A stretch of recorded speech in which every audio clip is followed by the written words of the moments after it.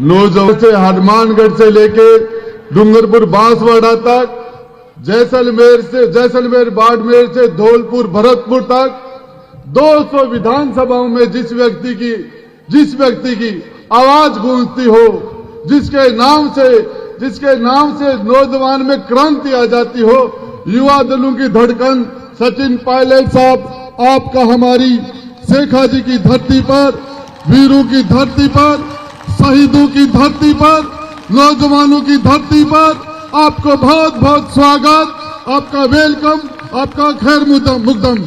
मैं बताना चाह रहा हूं पायलट साहब आपको, ये शेखावाटी का नौजवान हमारे मंच के ऊपर हमारे हेमाराम जी चौधरी साहब, सरकार के अंदर हमारे कैबिनेट मंत्री, पश्चिमी राजस्थान के खाटी किसान नेता, मंच पर विराजमान विजेंद्र जी ओला साहब जो शीशराम जी ओला पूरे राजस्थान में किसानों की आवाज थे।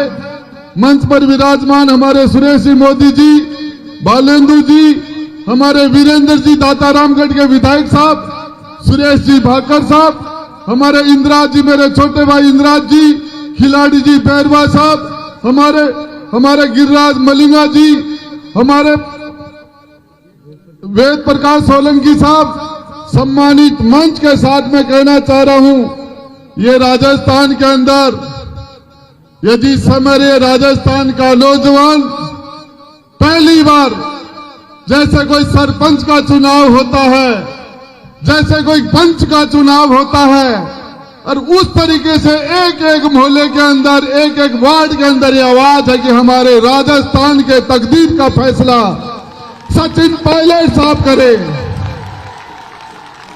पायलट साहब, ये जो नौजवान आज पहाड़ियों के अंदर बैठा है, लंबे चारों तरफ से बैठा है, माताएं बहनें बैठी है, मां जगदम्बा के स्वरूप आप देखना, माता बहनें आपका स्वागत कर रही हैं। और मैं ये कहना चाह रहा हूं, ये फैसला हकीकत में है, जब भी इस धरती के ऊपर जब राजा राम का राज तिलक हो रहा था, और राजा राम का राज तिलक न होकर उनको 14 साल का वनवास हुआ, तो उसको हिंदुस्तान की जनता आज तक नहीं भूल पाई। वो जनता के दिलो दिमाग में बैठ गया कि राजा राम के साथ अन्याय हुआ, यह चीज बैठ गई जनता के अंदर। जब हस्तिनापुर के अंदर द्रौपदी का चीरहरण हुआ, तो हिंदुस्तान के जन जन के अंदर की पांडवों के साथ अन्याय हुआ, यह अन्याय जन जन के अंदर घुस गया। और मैं बताना चाह रहा हूं, इस राजस्थान की धरती पर मेरे नौजवान भाइयों, 100 में से यदि कोई 21 नंबर लाए तो फेल है या पास, और 200 में 21 लाए तो वो क्या है, वो क्या है। तो 200 में से 21 लाए वो तो सफल, और 21 को जो 100 बढ़ाते वो निकम्मा लकड़ा। इन आवाजों को, इस आवाज को कोई नहीं भूल सकता। हिंदुस्तान का नौजवान पायलट साहब, समय रहता ये पूरा हिंदुस्तान, ये राजस्थान शेखावाटी का नौजवान आपके फैसले का इंतजार कर रहा है। आलकमान फैसला करे वो मंजूर है, लेकिन मैं आपको बताना चाह रहा हूं, जिस मतदाता का पहली बार 18 साल का होने के बाद जो मतदान करेगा, जिसका वोटर लिस्ट में नाम नहीं है, वो भी कह रहा कि पायलट साहब मुख्यमंत्री कब बन रहे हैं।